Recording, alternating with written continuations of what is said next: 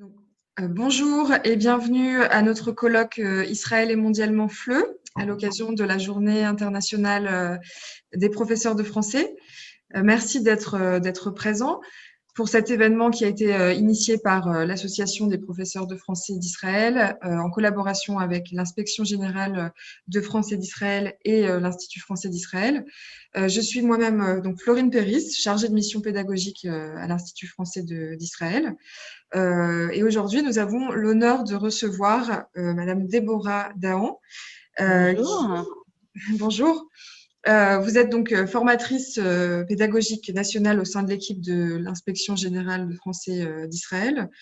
Alors, pour vous présenter un peu, donc voilà, donc après 18 ans de carrière donc de l'école maternelle à l'enseignement adulte, en passant par le collège et le lycée, vous avez acquis une expérience professionnelle solide, centrée sur la créativité et l'innovation.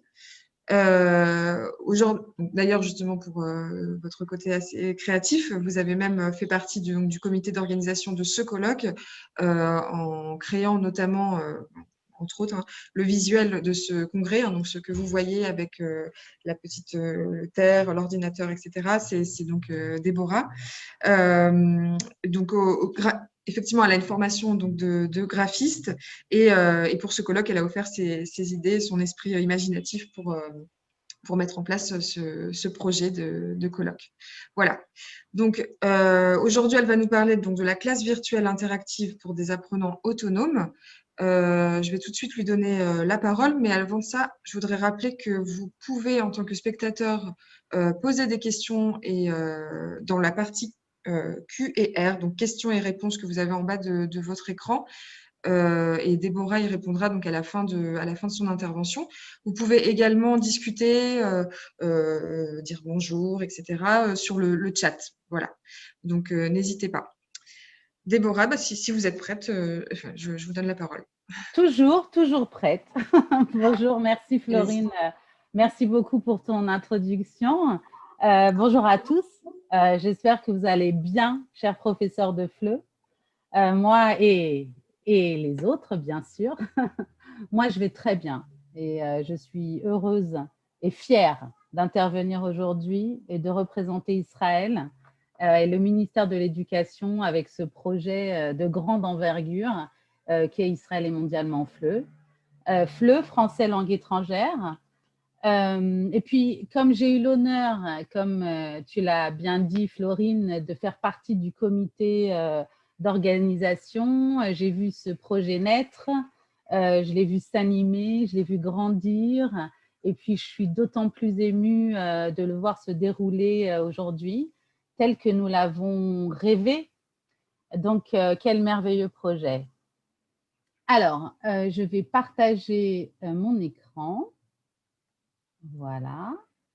Je vais faire un petit... Alors, je ne vois pas le partage d'écran. Ah, voilà.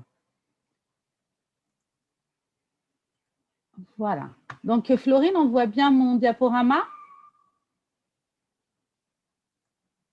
Oui, tout à fait. Parfait. OK. Donc, voilà, mon intervention s'intitule « La classe virtuelle interactive pour des apprenants autonomes ». Je vais commencer par une réflexion sur la notion d'autonomie chez l'apprenant. C'est une partie théorique, utile, importante. Puis ensuite, je vous expliquerai en quoi la classe virtuelle interactive va nous servir, nous, professeurs de FLE, à encourager les élèves à développer de bonnes compétences, ou en tout cas les bonnes compétences en termes d'autonomie. Je vous montrerai ensuite mon travail et ma propre classe virtuelle que j'utilise particulièrement en cette période d'enseignement à distance. Mais je connaissais évidemment ce genre d'outils depuis longtemps, puisque j'aime innover toujours. Et donc, cette classe virtuelle que je crée sur Google Slides. Je vous montrerai, à mon avis, c'est vraiment le support le plus adapté à ce genre à cette classe virtuelle justement. Et puis pour finir, je vous parlerai des avantages du site Canva Au début, je devais vous parler aussi du site Geniali, mais je pense que je vais me contenter du site Canva. Je vous invite à réécouter l'intervention de ma collègue Rebecca ce matin, qui, elle, a parlé du site de Geniali. Donc, vous pourrez la réécouter et retrouver son enregistrement sur le site. Moi, donc, je me contenterai de Canva, qui est bien pratique comme outil pour faire du graphisme sans en avoir l'air. Et ce n'est pas à la portée de tous les profs, donc c'est très intéressant.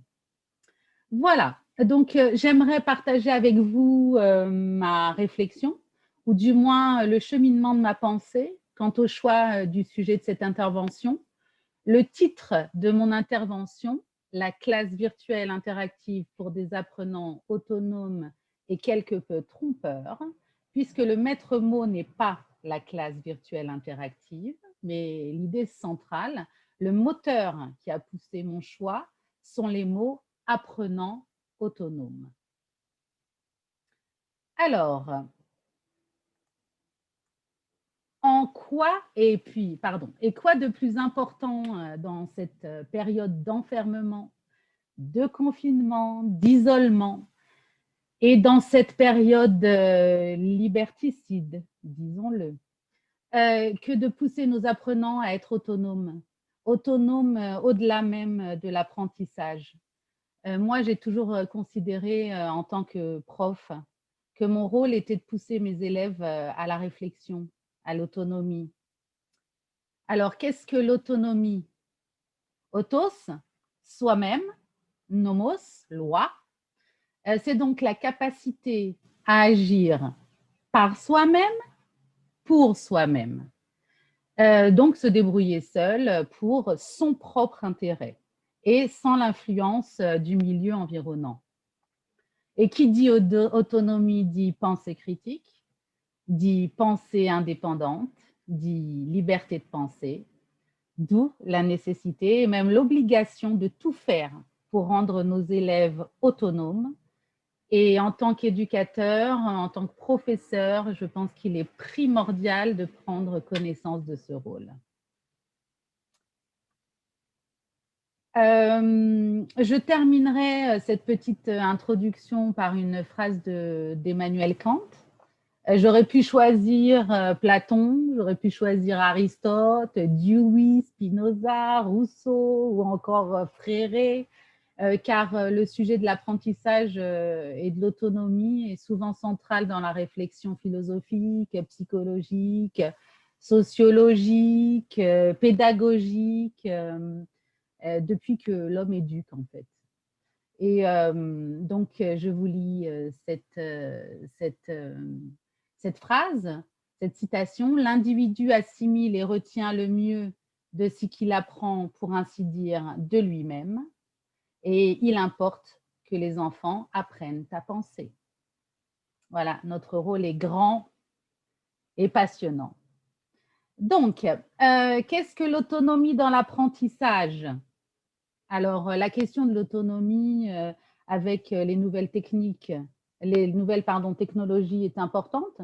C'est une question qui se pose depuis une quarantaine d'années environ, notamment avec les tuteurs intelligents. Alors le postulat de départ, c'est est-ce que l'autonomie, c'est être seul face à une tâche d'apprentissage sans avoir besoin de régulation extérieure avec un enseignant? C'est-à-dire, est-ce qu'on peut concevoir un outil ou des outils numériques qui vont prendre en compte la façon dont les gens apprennent, se comportent, interagissent avec des contenus, réalisent des tâches, et donc leur donner du feedback qui soit adapté systématiquement en fonction de leurs besoins, comme dans les e-learning, donc l'apprenant seul face à une machine. Heureusement encore, j'ai regardé un petit peu les travaux sur ce sujet et sur cette question-là. Quand on regarde la réalité de la formation à distance, on s'aperçoit qu'il y a beaucoup d'échecs et beaucoup d'abandon dans cette situation d'autonomie avec ces apprentissages numériques. Ouf, je dirais, on a encore besoin de nous. Donc, on voit, quand on voit donc les taux d'abandon, on voit bien que rester autonome, c'est-à-dire rester investi, persévérer dans les tâches à distance avec le numérique, et ben, c'est pas si simple pour nos apprenants. Il y a aussi les apprentissages qu'on appelle autorégulés. Alors, c'est-à-dire que celui qui régule son apprentissage, bah, c'est l'apprenant et pas strictement l'outil. Donc là, on s'aperçoit que les outils sont exigeants en termes d'autonomie. Et l'autonomie, ben, pour qu'elle soit efficace, pour qu'elle puisse se mettre en œuvre, ça demande des compétences chez l'apprenant. Quelles compétences? Eh bien, classiquement, on va parler de compétences d'ordre métacognitif. Alors, ce qu'on appelle métacognitif, c'est être capable d'avoir les bonnes stratégies pour apprendre, des bonnes stratégies pour apprendre. Par exemple, de planification de son apprentissage. Je vais être capable de prévoir, d'organiser l'ensemble des activités que je vais mener avec l'outil. Je vais être capable de sélectionner les bonnes activités. Ça, ce sont des compétences. Ensuite, on a des compétences d'autorégulation, c'est-à-dire est-ce que je vais savoir m'adapter au fur et à mesure de mon apprentissage de manière à rester dans l'activité, à rester dans la performance de l'apprentissage, à savoir m'adapter quand à un moment, ben, je suis face à des difficultés, des incompréhensions, des activités qui ne fonctionnent pas très bien, aller chercher de nouvelles ressources, par exemple. Ça, ce sont des compétences qu'il faut développer chez l'élève, que tous les élèves n'ont pas. Et je vais poser la question à certains professeurs, est-ce que vous avez ces compétences d'adaptation? Est-ce que vous avez ces compétences d'autorégulation? Posez-vous la question. Je pense qu'il faut prendre conscience que cette peur face à la révolution numérique que certains profs vivent et que nous vivons, elle est due peut-être à un manque de compétences dans l'autonomie. Et donc, il est important de développer ces compétences. Et si nous n'avons pas, si nous ne pouvons, sans ces compétences, comment pouvons-nous les enseigner aux élèves si nous-mêmes ne les possédons pas? C'est une question importante. Et enfin, une autre compétence que je mettrai en avant, c'est la compétence de l'auto-évaluation. Ça, c'est important, c'est primordial.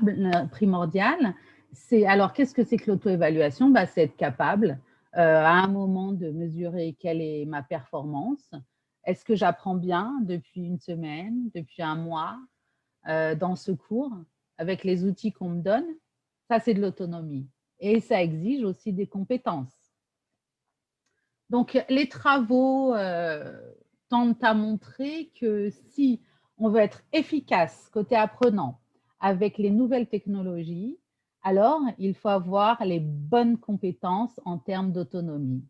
Et ces bonnes compétences, ces compétences d'autonomie, d'où viennent-elles? Eh bien, elles viennent de la pratique, d'une part, de l'expérience de l'apprenant. S'il a eu des parents qui l'ont éduqué à l'autonomie, s'il a eu de bons professeurs qui l'ont aidé à développer ses capacités, ses compétences, eh bien, l'apprenant aura des facilités de ce côté-là. Mais bien sûr que la compétence qu'il faut, enfin la compétence mais bien sûr, la motivation va être la compétence, enfin pas la compétence, mais enfin bref, il faut que l'élève soit motivé. Évidemment que plus l'élève est déterminé, plus il a envie de maîtriser ce qu'il apprend, plus les gens sont engagés, plus ils sont persévérants. Donc, ça contribue à l'autonomie, dans le sens où quand je suis face à une difficulté ou à un échec, j'abandonne pas. J'essaye de trouver des nouvelles solutions, j'essaye de m'adapter. Et ça, on a envie que nos élèves aient ces compétences parce que enfin, ou en tout cas, soit motivé. On doit pousser la motivation à motiver nos élèves. Voilà, donc les aspects motivationnels sont fondamentaux pour contribuer à l'autonomie quand même. Alors, comment le numérique peut prendre en compte ces exigences d'autonomie? Nous, à notre échelle, prof de FLE, eh ben, c'est là que la classe virtuelle interactive entre en scène.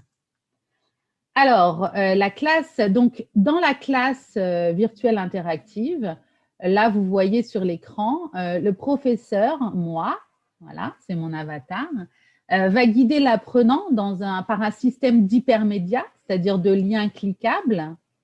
Je vous montrerai tout à l'heure en live ma classe virtuelle, mais là, je vous explique un petit peu. Donc, toutes les étapes sont cliquables. Et en lui donnant, donc en donnant à l'élève des indications pour la bonne exécution des tâches ou la découverte des contenus. Ici, l'apprenant va être seul face à un ensemble de contenus et c'est à lui de choisir d'aller vers la bonne tâche. On s'aperçoit d'ailleurs que si on leur donne quelques indicateurs, quelques messages pour les guider dans les activités, ça peut effectivement favoriser l'autonomie et puis réduire l'abandon et l'échec. C'est vrai que ce sont des activités engageantes et plus elles sont engageantes, plus l'élève est motivé et plus il persévère. Donc, on sait que donc c'est pour cette raison, moi, que j'ai adopté la classe virtuelle interactive et qu'elle est à la base de mes cours asynchrones. Voilà, asynchrone, c'est-à-dire l'élève face à un contenu sans le professeur. Alors, là, voilà ma classe virtuelle, juste l'image, mais je vous la montrerai dans 2 minutes. Alors, cela, vous voyez, c'est plus qu'une simple image qui donne l'impression d'être une illustration. Cette classe, elle représente ma classe, ma salle de classe interactive. Alors, comme vous pouvez le voir, il s'agit d'un espace fixe. Je vais vous la montrer. Je vais vous montrer directement ma classe sur le web. Alors, une seconde, je l'ouvre. Elle est là. Voilà. La voilà. Voilà. Alors, j'espère que vous la voyez. Je vais la mettre en mode présentation.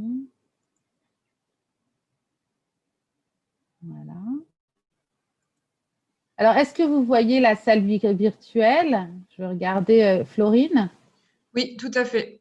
C'est bon. Ouais. Alors, par contre, est-ce que l'écran cache? Voilà, là, c'est bon. Là, on voit tout. Ouais. Super, super. Donc, il s'agit d'un espace fixe, constant, que les élèves que j'ai créé et qui est, pardon, donc qui est un espace fixe avec des ouvertures vers des contenus actifs pour l'élève, des contenus auxquels l'élève aura accès tout au long de l'année, comme les règles de classe, comme les liens Zoom, le lien Classroom, etc.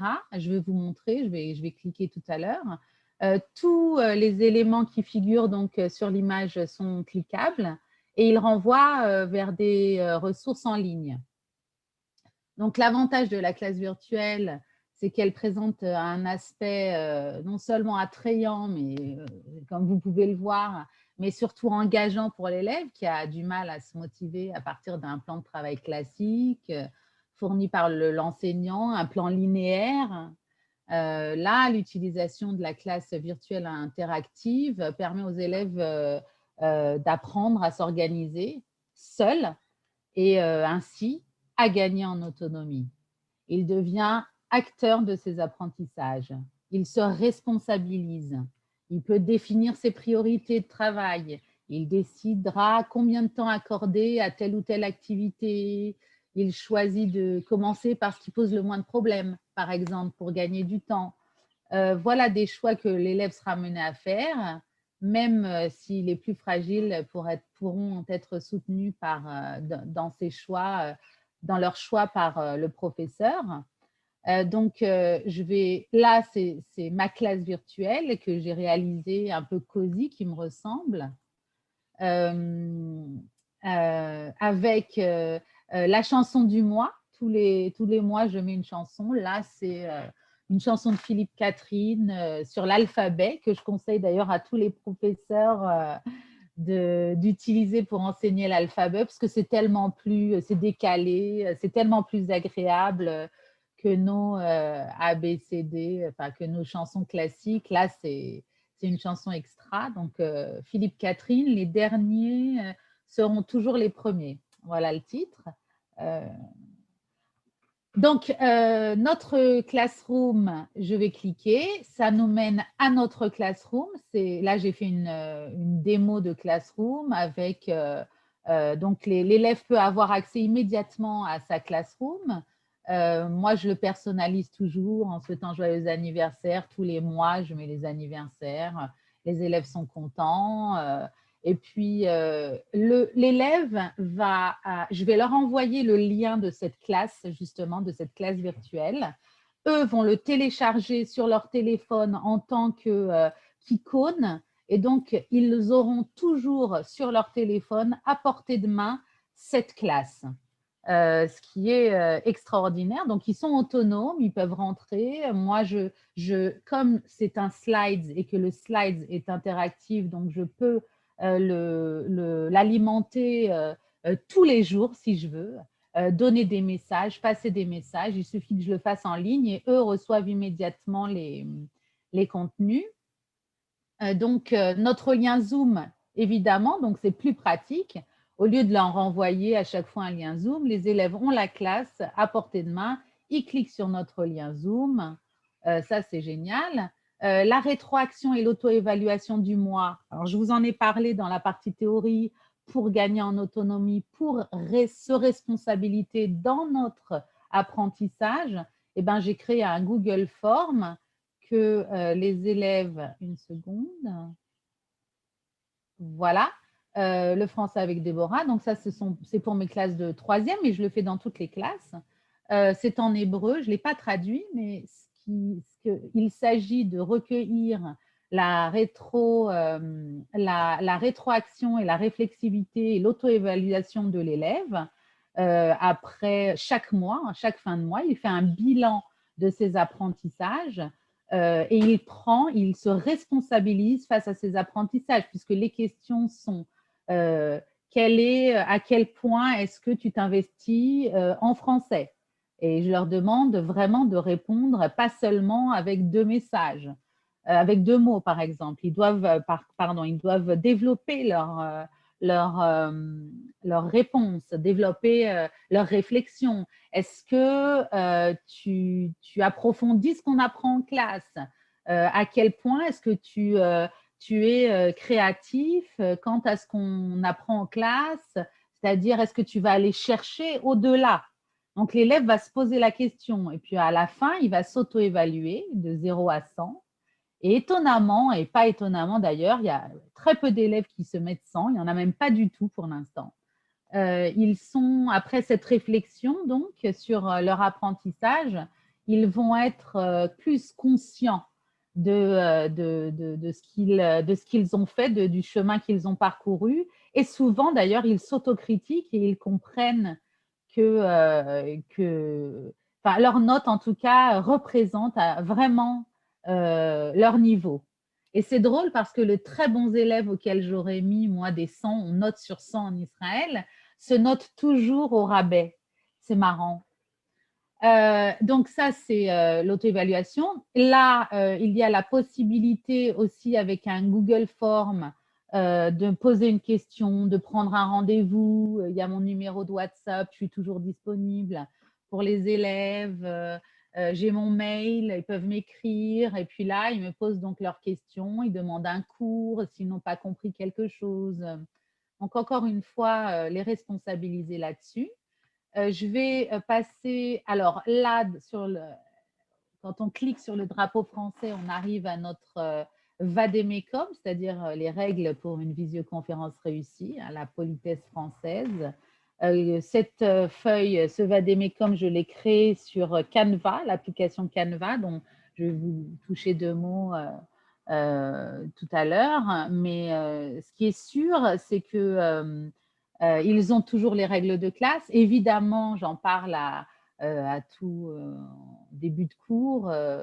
Voilà, et on peut même mettre des liens pour n'importe quoi, hein, n'importe quel contenu que vous voulez. Donc là, on est à notre programme. Je vous emmène à notre programme. Ça, c'est vraiment là, vous pouvez voir que selon les mois, on va pouvoir les élèves vont pouvoir cliquer sur les contenus qu'on a déjà donc vus en classe. Ils peuvent revoir la chanson du mois, ils ont une vision globale de ce qu'on fait. C'est vraiment très intéressant pour eux de pouvoir revenir sur des tâches, de pouvoir réviser, parce pour chaque sujet, il y a des fiches de vocabulaire. Enfin, c'est un monde entier. Chaque clic est un monde en lui-même. Je vais juste vous montrer, par exemple, Noël, une activité que je suis en train de préparer. Si on clique là sur le cadeau de Noël, eh bien, on va sur un Geniali avec des tas d'activités et donc des fiches de vocabulaire, etc.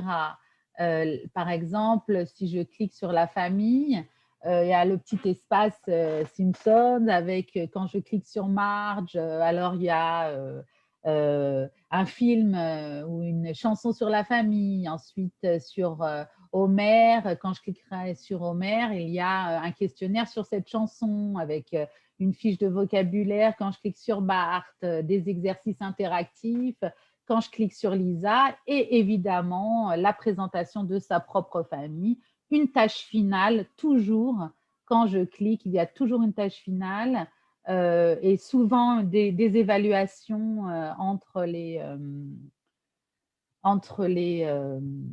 des évaluations, voilà, entre les gros sujets de classe. Voilà, donc là, je reviens. Donc voilà, là, on a aussi des liens utiles.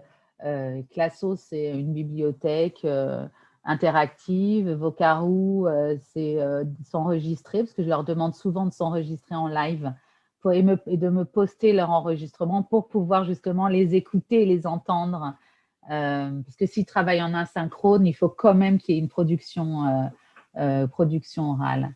Là, je vous ai montré le projet Mon quartier. Vraiment, hein, si je clique sur toutes les étapes, là, l'élève, enfin, là, c'est un film que j'ai enregistré, mais je ne vais pas vous le mettre. Il a donc un film d'abord où je vais moi-même présenter mon quartier. Ensuite, il aura un quiz sur ce film. Ensuite, il va avoir du vocabulaire avec plein d'exercices de vocabulaire. Ensuite, il aura il aura une autre tâche de vocabulaire. Il va préparer une présentation et ensuite, il va lui-même faire un film en fonction de, je vais peut-être vous mettre en fonction du film non, je ne vais pas le mettre, que j'ai préparé. Donc, encore une fois, une tâche finale.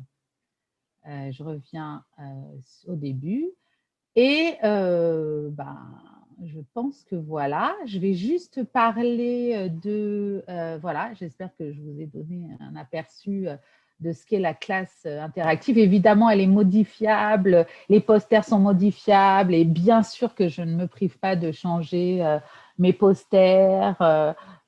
Puis quand ils cliquent dessus, alors là, par exemple, on peut voir un petit film sur Paris. Si je vais toujours intégrer un poster sur un artiste que j'aime pour qu'il le découvre, sur plein de contenus qui pourraient intéresser les élèves. Donc là, je vais juste vous montrer, vous dire 2 mots sur Canva. et laisser le temps aux questions. Donc, je vais revenir sur mon diaporama. Voilà. OK. Voilà. Une seconde.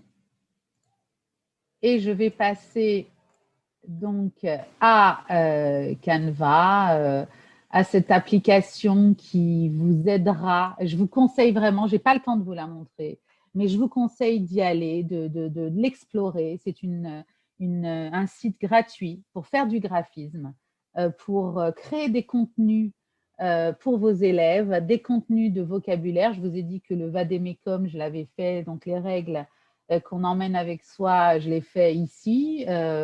Je l'ai fait sur Canva. Je fais des fiches de vocabulaire. C'est extraordinaire, les fiches de vocabulaire sur Canva. Tout ce qu'on peut créer, toute ce graphisme qui est apporté de tous les clics, voilà, de tous les professeurs. Et souvent, moi, je ne trouve pas de contenu approprié. Je ne suis jamais contente, moi, des contenus que je trouve sur le net. Parfois, oui, mais j'aime créer mes propres contenus. Voilà, donc c'est tout. Je vais faire stop share. Voilà, j'espère que ça vous a plu. Merci beaucoup, Déborah. Je vais revenir. Alors, je vais réapparaître tout de suite, normalement, si je veux bien. Voilà. Est-ce que, normalement, je pense que… Voilà, on nous voit toutes les deux. Merci beaucoup, Déborah, pour cette intervention très intéressante. Alors, oui, voilà, on vous voit aussi. J'ai bien mis dans le chat, hein, si vous voulez, pour les spectateurs, l'adresse mail de Canva. L'adresse mail, pardon. L'adresse de Canva. Donc, c'est très simple. Super. Et j'ai mis également le lien vers la chanson, effectivement, de Philippe Catherine pour écouter, pour travailler l'alphabet avec vos élèves. Donc, merci beaucoup. Hein. On a une question qui est apparue dans le chat, en fait. Voilà, donc, je remonte un peu plus haut. Donc, déjà, on a beaucoup de remerciements. Hein. Nice. Voilà, vous pouvez les lire, hein, Déborah. Et on a aussi une question. Alors, je remonte un peu. Voilà, de monsieur, je pense, Feliga Yedibaouma, qui demande, mais alors comment est-ce que l'interaction s'opère dans votre classe virtuelle? Puisque là, finalement, tout ce que vous nous présentez, c'est des choses que les élèves font en amont, finalement, à la maison. Pas en amont, c'est de l'asynchrone. C'est-à-dire que voilà. là, il s'agit de cours qui ne sont pas… Alors, bien sûr qu'on se voit, bien sûr, ça c'est important de le souligner, c'est une très bonne question.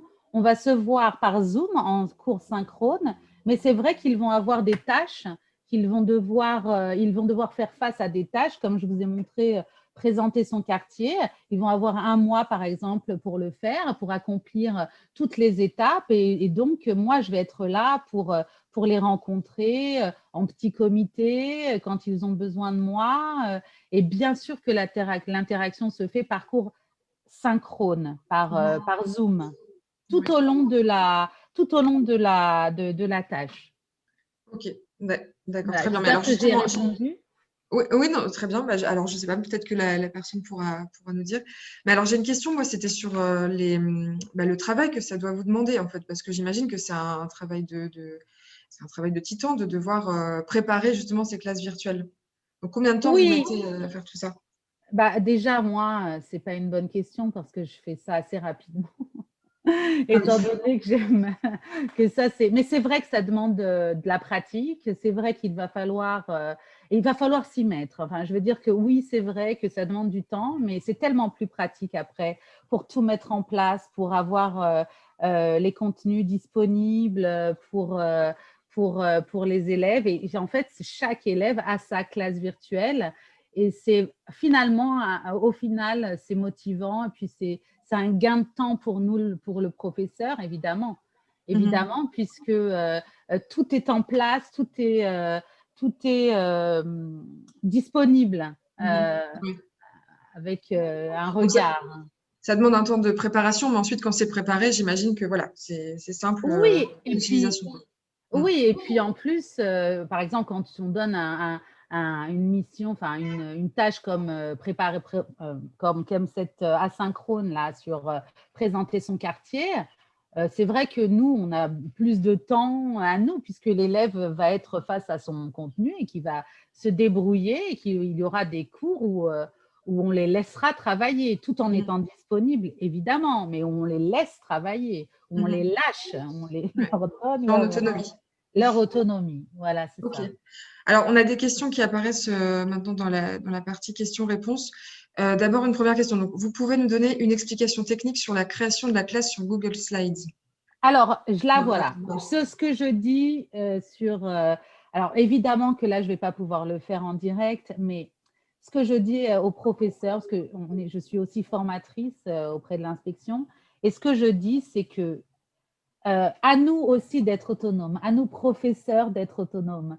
C'est-à-dire que tous les contenus, toutes les explications possibles se trouvent sur le net, sur YouTube, il suffit de poser des questions, le net foisonne de tutoriels pour justement créer ces classes virtuelles. Vraiment, en plus, l'application que j'utilise pour faire mes avatars s'appelle Bitmoji. Ça, je ne l'ai pas dit. Et c'est quand même important parce que ça va donner ce côté très personnalisé à nos présentations, à nos travaux. Et ça, c'est quand même important pour l'élève pour qu'il se sente Valorisé. chez lui, quoi. Oui, ouais, très bien. Vous répondez justement à une question qui a été posée. Est-ce qu'on peut trouver des tutoriels? Donc, effectivement, j'imagine que sur YouTube, etc., on peut trouver de tout. Hein. Il y a de tout.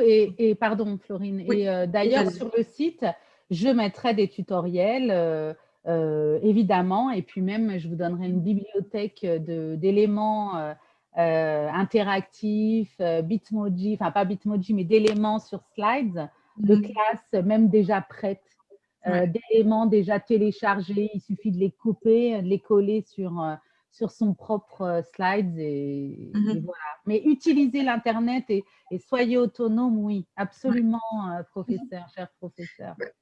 Vous pourrez d'ailleurs retrouver donc les webinaires et justement même les ressources en plus sur le site. Je rappelle ça sur apfisrael-event.com. Et on a une autre question aussi. À part Google Forms, quels autres outils utilisez-vous pour évaluer vos élèves? Alors, surtout Google Forms, surtout parce que je trouve qu'il est très pratique. Alors, bien sûr que il y a il y a un site israélien qui s'appelle My Test Box, mais c'est israélien où on peut vraiment créer là des vrais contrôles, des vrais à distance. Mais sinon, si ce n'est pas à distance, l'évaluation, c'est vrai que je préfère, à vrai dire, au collège, l'évaluation pour moi, elle se fait beaucoup par l'auto-évaluation et beaucoup par l'évaluation de tâches. C'est-à-dire que je vais recevoir la présentation du quartier, c'est par le film de l'élève sur la présentation du quartier, de son quartier, c'est comme ça que je vais l'évaluer. Si il va me présenter sa famille, c'est comme ça que je vais l'évaluer. C'est avec cette présentation-là. C'est-à-dire que la tâche finale devient l'outil pour que je puisse évaluer l'élève, finalement, tout en lui donnant évidemment les critères préalablement pour qu'il sache exactement comment sera construite sa note. Mais collège, lycée, j'essaie d'éviter tout ce qui est contrôle, interrogation, la note. Non, c'est difficile cette note-là. C'est difficile. Donc, il y a une note évidemment, mais en tout cas, j'essaie d'être créative de ce côté-là aussi. Oui.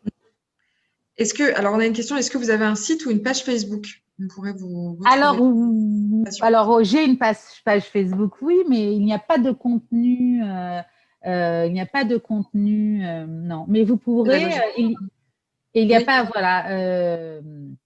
Mais par contre, je vous encourage à m'écrire, à m'écrire par mail et je serai heureuse de dispo. Je suppose qu'il y aura mon adresse sur le site. On peut la faire apparaître Avec votre accord, oui, bien sûr, on peut le faire apparaître. Ouais, ok. Très bien. Et alors, on a d'autres questions qui apparaissent, même si il va plus nous rester beaucoup de temps, mais comment définissez-vous les objectifs et les compétences dans l'apprentissage dans votre classe virtuelle? Alors, comment je définis mes objectifs? Ah, ouf. Alors évidemment, je vais travailler sur toutes les compétences ou en tout cas des objectifs de compréhension orale, de compréhension écrite, d'expression orale, d'expression écrite. Donc tout ce qui nous aide à ce que je veux travailler en classe de FLE, dans ma classe. Ça va faire partie de mes objectifs. Et puis, je vais choisir aussi des sujets qui me semblent intéressants pour l'élève, bien sûr. Et pour les compétences d'autonomie, ben voilà, c'est ce que je vous ai montré. Donc, l'auto-évaluation, l'autoréflexion, voilà, j'espère que je réponds. Oui. Non, mais très bien.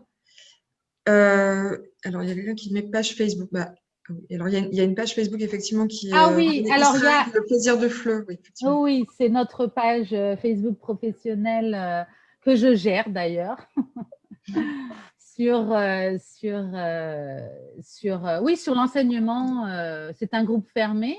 Il suffit de laisser un message pour qu'on vous accepte dans ce groupe. Et là, vraiment, il y a tout notre travail ici en Israël. Donc, Israël ou le plaisir du FLE, c'est ça? Voilà, c'est ça. Isra Éducation, Isra Aide ou le plaisir du FLE. Voilà. Que le FLE est un plaisir. Et bah, très bien. Bah, sur cette note positive, justement, on peut peut-être terminer cette intervention. Je vois qu'il n'y a plus d'autres questions, mais alors c'est parfait. Donc, bah, merci beaucoup, Déborah Dahan. Et Merci. Merci Florine Péris, c'est ça? Oui, c'est ça. Merci beaucoup. Alors, pour les spectateurs, je rappelle il y a d'autres conférences jusqu'à encore 18 heures qui sont disponibles. Enfin, vous verrez le programme sur le site internet. Le discours de clôture est également à 18 heures, donc n'hésitez pas à y participer. Et voilà, donc merci beaucoup et à bientôt. À bientôt. Merci à tous. Au revoir. Merci à tous. Bonne soirée ou bonne journée pour certains pays peut-être. Voilà. Absolument. Au revoir. Au revoir. Merci.